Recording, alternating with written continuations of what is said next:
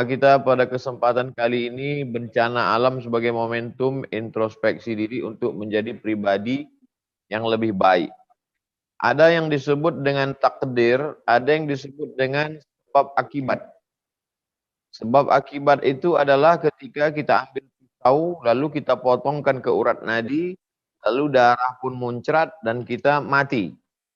Maka ini hukum sebab akibat. Orang yang penuh dengan kesadaran, lalu dia pergi ke tengah jalan, lalu lintas hiruk pikuk, lalu dia ditabrak truk, pecah kepalanya, mati dia. Hukum sebab akibat. Nah, apakah bencana, kita ambil sampel contoh banjir. Apakah banjir itu sebab akibat? Sebab dari perbuatan kita, efek dari suatu perbuatan itu muncul suatu masalah. Maka lahirlah banjir bandang. Nah, ini perlu dianalisa lebih dalam supaya kita tidak terkeliru. Jangan sampai banjir akibat dari perbuatan manusia dengan penuh kesadaran, tambang liar, mendapatkan izin, lalu kemudian penebangan hutan. Lalu setelah terjadi, orang dengan enaknya saja enteng berkata, mari kita beriman kepada takdir baik dan takdir buruk. Ini pembodohan. Agama itu bukan opium seperti yang dikatakan Karl Marx. Nanti membenarkan ucapan Marxisme bahwa agama itu hanya opium saja. Ditebang pohon dengan penuh kesadaran. Otomatis kalau pohon sudah tebang, hutan gundul, maka tidak lagi ada akar-akar pohon kayu yang menahan air. Lalu kemudian ketika banjir bandang datang, kita hujan lebat datang, kita kebanjiran. Ketika panas terik, kita kebakaran hutan. Hutan sengaja dibakar. Maka jangan sampai kita membodohi umat ini. Nah, ini semua adalah ulah perbuatan manusia. Zaharal fasadu fil barri wal bahri. Sudah terlihat kerusakan secara jelas fil barri di daratan, wal bahri di lautan, bima kasabat aidin nas, akibat dari perbuatan tangan manusia. Dulu ketika Allah mau menciptakan manusia, apa kata malaikat? Ataj'alu fiha man yufsidu fiha wa yasfikud dima. Untuk apa kau ciptakan mereka ya Allah? Mereka hanya akan dua. Yufsidu fiha, membuat kerusakan, wa yasfikud dima, dan menumpahkan darah. Ini yang terjadi sekarang. Begitu indahnya karang di dalam lautan, tiba-tiba saja ketika saya menyelam di salah satu daerah, saya lihat sama seperti batu kerikil-kerikil. Mana warna-warna yang indah? Ini dibom, Ustadz. Orang mau nangkap ikan dibom. Dulu orang nangkap ikan itu dengan jaring, dengan pancing. Sehingga yang terjaring, terpancing hanya yang besar-besar saja. Ini dibom. Sampai cucu-cucu ikan pun mati sekalian. Lalu apa yang akan dimakan oleh anak cucu kita di masa akan datang? Ikan-ikan yang tidak mestinya dimakan, ikan hias, habis semuanya, mati semuanya. Dan tidak dimakan, tidak dinikmati.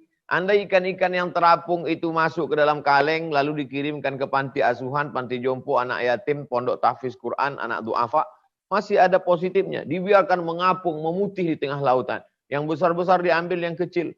Ini adalah kejahatan yang luar biasa. Maka dalam Islam memang ada maaf, fa'fu wasfahu, maaf berdamai. Tapi dalam Islam ada hukum. Ada hukum yang mesti ditegakkan. As-sariqu, pencuri laki-laki, was-sariqatu, pencuri perempuan, faqta'u aydiyahuma. Potong tangannya. Az-zaniyatu, pezina perempuan, waz-zani, pezina laki-laki. Fajlidu kulla wahidin minhuma mi'ata jaldah. Cambuklah dia 100 kali. Maka Islam tidak hanya sekedar memberikan maaf, marilah kita bertoleransi, marilah kita berlapang dada, tapi juga Islam mengajarkan ada punishment, ada hukum, dan itu ada pada orang yang diberikan amanah. Uli orang amri urusan, ulil amri orang-orang yang kita berikan amanah. Saat kita mencoblos mereka, itu bukan sekedar menusukkan paku di atas kertas. Kita dengan penuh kesadaran sudah memilih mereka sebagai orang yang mengurus urusan kita. Bukan mengurus ketika sudah banjir terjadi. Bukan mengurus ketika sudah terjadi musibah. Tapi mengurus langkah preventif sebelum terjadi. Nah, ini perlu diperhatikan dengan baik. Supaya umat ini tidak menjadi umat yang jabariyah. Padahal kita adalah ahlu sunnah wal jamaah. Berpegang kepada sunnah Rasulullah SAW. Ada ikhtiar, ada usaha. Ada pun jabariyah berserah kepada takdir saja. Terjadi banjir bandang, ya sudahlah. Itu sudah ketetapan Allah. Betul. Nah, ini yang fase kedua yang ingin saya sampaikan adalah qul la yusibana, katakanlah segala yang terjadi di atas muka bumi. La yusibana illa ma kataballahu lana, kecuali sudah ditetapkan Allah Subhanahu wa taala. Kita sudah jaga alam dengan baik, tidak menebang hutan, tidak merambah hutan, mengadakan reboisasi, sudah sholat berjamaah, sudah mengajarkan zikir, bersolawat, lalu kemudian terjadi juga. Maka ini termasuk beriman kepada rukun iman yang keenam. Antuk minabillah wa malaikatihi wa kutubihi wa rusulihi wal yaumil akhir wa biqadri khairihi wa syarrihi. Ini sudah tidak dapat terelakkan lagi. Ma asaba min musibatin, segala yang terjadi ma asaba min musibatin fil ardi. Segala musibah yang terjadi di atas permukaan bumi. Wala fi anfusikum. Segala musibah yang terjadi pada dirimu. Sakit, tiba-tiba aja kena kanker, tiba-tiba aja kena diabetes. Illa fi kitabin. Itu sudah dituliskan di Lauhil Mahfuz min qabli an nabra'aha. Sebelum kami menciptakannya zahir di alam nyata, maka sesungguhnya kami sudah menetapkannya dalam sebuah ketetapan terencana. Begitu indah rencana Allah yang tertulis di Lauhil Mahfuz. Allah berkata kepada qalam, wahai pena, uktub, tulislah. Lalu pena pun menulis di Lauhil Mahfuz. Maka Allah bersumpah di dalam Al-Quran, demi qalam. Nun wal qalami wa ma yasturun. Nun, demi pena dan apa yang dituliskan oleh pena, takdir di atas Lauhil Mahfuz. Maka dalam kasus seperti ini, tsunami. Tsunami terjadi begitu dahsyat. Ini tidak ada hubung kait dengan kejahatan orang menebang hutan. Tapi dia terjadi begitu saja. Ternyata ada lempengan kerak bumi di tengah lautan bergeser. Akibat pergeseran itu terjadilah gempa di tengah lautan. Akibat dari gempa di tengah lautan, maka terjadilah gelombang yang naik ke darat meluluh lantakkan manusia, tepat pada tanggal 26 Desember tahun 2004. Maka ini termasuk dalam kategori ma asaba min musibatin fil ardi, segala yang terjadi di atas permukaan bumi. Tsunami, angin puting beliung, kebakaran sudah dijaga dengan baik. Makanya dalam Islam diajarkan sebelum tidur malam matikan lampu. Kenapa disuruh matikan lampu? Supaya jangan sampai ada tikus, lalu kemudian tikus ini menarik lampu. Zaman dulu lampu itu dari lampu teplok, kata kami di Sumatera. Di bawahnya ada minyak, di atas ada sumbu. Supaya kalau lampu ini menyala, orang tertidur, datang tikus, ditariknya, tumpah minyaknya, kebakaran. Maka ada usaha, ada ikhtiar. Matikan lampu, kunci pintu. Kita tidak bisa berkata pintu dibuka, lalu kemudian masuk pencuri, dia ambil semua. Dan ketika kita melapor, kita katakan ini adalah ulah kejahatan kita. Kita lebih dulu berbuat jahat sebelum pencuri itu berbuat jahat kepada kita. Suatu ketika datanglah seorang menjumpai Nabi Muhammad SAW. Aqiluha wa atawakkal, am utliquha wa atawakkal. Apakah saya tambatkan, saya ikatkan dulu hewan tunggangan saya di luar masjid itu, saya tambatkan dulu baru saya bertawakal? Atau saya lepaskan saja lalu saya bertawakal? Kata Nabi, iqilha, tambatkan dulu, ikatkan dulu, setelah itu barulah bertawakal. Itu diajarkan tawakal dalam Islam. Setelah usaha maksimal, ikhtiar, terjadi juga apa yang terjadi yang tidak kita kehendaki. La yusibana illa ma kataballahu lana huwa maulana. Yang bisa menolong kita hanya Allah Subhanahu wa taala. Ini perenungan buat kita bersama. Lalu kemudian yang ketiga, ada sebab akibat. Yang kedua, ada takdir Allah. Yang ketiga, yang perlu kita pikirkan adalah bahwa akibat dari dosa-dosa kita bisa juga azab itu turun. Wattaqu fitnatan la tusibanna alladzina zalamu minkum khassah. Takutlah kamu kepada azab ketika dia turun, dia tidak hanya menimpa orang yang zolim-zolim saja. Jadi ketika banjir bandang itu datang, yang didatangi air itu bukan rumah yang menebang hutan. Bukan pimpinan proyek-proyek illegal logging. Yang diluluh lantakkan itu rumah-rumah imam, rumah ustadz yang tidak bersalah, rumah guru tahfiz Al-Quran. Enceng gondok masuk ke dalam perumahan, sedada tinggi air. Dikirimkan videonya ke saya. Apa salah mereka? Apa dosa mereka? Dosanya adalah tidak melakukan amar ma'ruf nahi mungkar. La ta'murunna bil ma'ruf, ajak orang berbuat baik. Wa la tanhauna 'anil munkar, larang orang berbuat mungkar. La yushikanna ayyab'atsallahu 'alaikum iqaban. Kalau kamu tidak melakukan amar ma'ruf nahi mungkar, dikhawatirkan akan diturunkan hukuman. Ketika hukuman itu turun, Tsumma tad'unahu, lalu kamu berdoa minta kepada Allah, fala yustajabu lakum, doa kamu tidak dikabulkan Allah. Mengapa terjadi musibah? Karena umat meninggalkan amar ma'ruf nahi mungkar. Itu ada hutan ditebang, digundul, illegal logging, hutan diambil. Ya nggak apa-apa, yang penting tidak mengganggu rumah kita. Hutan kan masih jauh dari kota. Ribut mahasiswa unjuk rasa. Pak, Ibu, itu ada orang sudah menggali tanah-tanah kita. Mereka mengambil nikel. Ini tidak ada izin dari negara, pemerintah. Ya udah nggak apa-apa, yang penting mereka mau nyumbang. Yang penting mau menolong kita. Toh mereka juga ngasih ke masjid. Tidak ada amar ma'ruf nahi mungkar. Kuntum khairu ummah, kamu adalah umat yang terbaik. Kapan kita disebut umat terbaik? 3 syaratnya. Ta'muruna bil ma'ruf, ajak orang berbuat baik. Wa tanhauna 'anil munkar, larang orang dari perbuatan mungkar. Wa tu'minuna billah, beriman kepada Allah Subhanahu wa taala. Jadi 3 poin ini menjadi pemikiran perenungan kita bersama. Afala ta'qilun, apakah kamu tidak berpikir? Afala tatafakkarun, kenapa kamu tidak berpikir? Afala tatadzakkarun, kenapa kamu tidak mengingat, eling tentang betapa Allah Subhanahu wa taala sudah menitipkan ini kepada kita. Inna aradnal amanata 'alas samawat. Kami mau menitipkan alam semesta ini ke langit, wal ard ke bumi, wal jibal ke bukit-bukit, fa abaina ayyahmilnaha. Mereka tidak ada yang sanggup memikulnya. Wa hamalahal insan. Manusialah yang begitu berani untuk memikul amanah ini. Innahu kana zaluman jahula. Manusia itu sifatnya zalim, aniaya, egois, mementingkan kepentingan pribadi. Yang penting dia punya rumah besar, duit banyak, ganti mobil, rumah anaknya, rumah cucunya, rumah cicitnya, rumah mantunya, rumah mertuanya. Tidak memperdulikan bahwa rumah orang akan hancur binasa karena musibah akibat dari perbuatan tangan-tangan manusia yang jahat, yang berdosa. Lalu kemudian dengan entengnya enak saja berdoa Rabbana fir lana dzunubana. Dengan uang haram itu pula dia pergi ke kota Makkah sebelum Covid, menangis di pintu Ka'bah. Maka sesungguhnya innallaha thayyibun, Allah Maha suci, la yaqbalu illa thayyiban. Allah tidak menerima kecuali yang suci-suci saja. Makanlah duit harammu itu. Pakailah duit harammu itu untuk pergi ke Makkah. Maka sesungguhnya haji dan umrahnya tidak diterima Allah Subhanahu wa taala. Kenapa tidak diterima? Mat'amuhu haram, makanannya haram. Mashrabuhu haram, minumannya haram. Malbasuhu haram, pakaiannya haram. Wa ghudhiya bil haram, diberikan suap makanan haram. Anna yustajabulah, apakah mungkin doanya dikabulkan Allah Subhanahu wa taala? Oleh sebab itu ini menjadi perenungan buat kita, berhenti kita sejenak. Yang selama ini sibuk dengan aktivitas kita sampai kita lupa kepada Allah, lupa berzikir, lupa bertetangga, lupa bersilaturahim.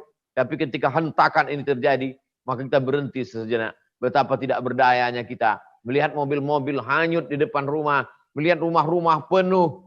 Sampai kamar habis semuanya. Betapa kita dikirimkan gambar seorang bapak menyelamatkan anak kecil di dalam kulkas. Kulkas dijadikan sebagai perahu untuk menyelamatkan anak di dalam, anak bayi. Ini semua membuat kita menjadi tersentak dari kegiatan kita yang haram-haram. Yang kita tidak melakukan haram, tapi kita ikut diam terhadap perbuatan haram. Kata Imam An-Nawawi, mengutip pendapat Imam Abu Ali Ad-Daqaq, as-sakitu 'anil haq syaitan akhras. Orang yang diam melihat kemungkaran merajalela, kebenaran diinjak-injak, syaitan akhras. Mereka adalah setan-setan yang bisu. Ini perenungan. Mudah-mudahan orang yang masih mau berpikir, menggunakan akal pikirannya, kalau di zaman bencana musibah, orang tidak berpikir malah masih sempat mengambil kesempatan korupsi, bantuan sosial, korupsi untuk yang haram. Maka sesungguhnya ini bukan lagi manusia. Lahum a'yunun la yubsiruna biha, mereka punya mata tapi matanya sudah tertutup, tak bisa dipakai untuk memandang. Lahum adhanun la yasma'una biha, mereka punya telinga tapi telinganya tak lagi bisa dipakai untuk mendengar. Lahum qulubun la yafqahuna biha, mereka punya hati tapi tidak lagi bisa dipakai untuk merenung. Ulaika kal an'am, mereka ini sama seperti binatang. Balhum adall, bahkan mereka lebih hina daripada binatang. Siklus manusia begitulah terjadi seterusnya. 1442 tahun sejak hijrahnya Nabi Muhammad SAW. Hari berganti, musim berubah, dahsyat fenomena alam semesta. Ini semua untuk mengajak kita kembali merenung mana kekuatan kita. Mana kehebatan kita? Ternyata ketika dia datang, air yang datang, api yang datang, angin yang datang, bumi terbelah, gelombang pasang naik ke darat. Sesungguhnya kita hanyalah makhluk yang lemah, yang tidak berdaya, yang tidak bisa berbuat apa-apa. Maka satu sisi musibah itu adalah menghabiskan, meluluh lantakkan alam semesta, tapi kita pandang positifnya, dia juga menghilangkan dosa-dosa. Ma yusibul mu'min min nasabin wala wasabin wala saqamin wala syaukin yastakuha. Gundah gulana, risau, sakit, susah hati, duri yang menusuk tapak kaki, illa kafarallahu anhu biha sayyi'atuh. Sesungguhnya dengan itu Allah menghapuskan segala dosa-dosa. Jadi bagi jamaah yang tidak pernah melakukan perbuatan dosa yang efeknya dirasakan oleh orang banyak, maka sesungguhnya husnuzon kepada Allah. Ana, kata Allah dalam hadis kursi, indah husnuzon ni abdi bi. Aku menurut prasangka hambaku kepada aku. Jadi kita husnuzon bahwa ini cara Allah mengampuni kita, menghapuskan dosa-dosa kita. Lalu kita melihat bahwa ujian ini sebagai ujian untuk mengangkat derajat keimanan kepada Allah Subhanahu wa taala. Ada derajat yang tidak diperoleh oleh orang-orang yang jihad fisabilillah, lebih tinggi daripada orang yang mati syahid, lebih tinggi daripada orang haji mabrur, yaitu pahala sabar. Innama yuwaffas sabiruna ajrahum bighairi hisab. Orang yang sabar menerima ujian dari Allah, maka sesungguhnya dia mendapatkan balasan dari Allah bighairi hisab, unlimited, tidak bisa dihisab, tidak bisa dihitung. Itulah balasan. A'adatu li'ibadiyas salihin, aku sudah siapkan untuk hamba-hambaku yang saleh. Mala ayunun ra'at, balasan yang belum pernah dilihat mata, wala udhunun sami'at, belum pernah didengar telinga, wala khatara ala qalbi bashar, belum pernah terlintas di hati manusia. Maka balasan-balasan itu diberikan Allah bagi orang-orang yang sempat merenung sejenak dan dia taubat nasuha. Ya ayyuhalladzina amanu, wahai orang-orang beriman, tubu ilallah, bertobatlah kepada Allah, taubatan nasuha, taubat nasuha. Ini belum kiamat alam semesta. Ini baru kiamat isinya sekelompok bagian kecil saja, partikel kecil saja, alam mengamuk atas perintah Allah Subhanahu wa taala. Maka ke depan mesti ada introspeksi diri. Jangan sampai manusia ini lupa. Walaula daf'ullahin nasa ba'dahum bi ba'din. Kalaulah bukan karena manusia ini saling nasihat menasihati, saling memperingatkan.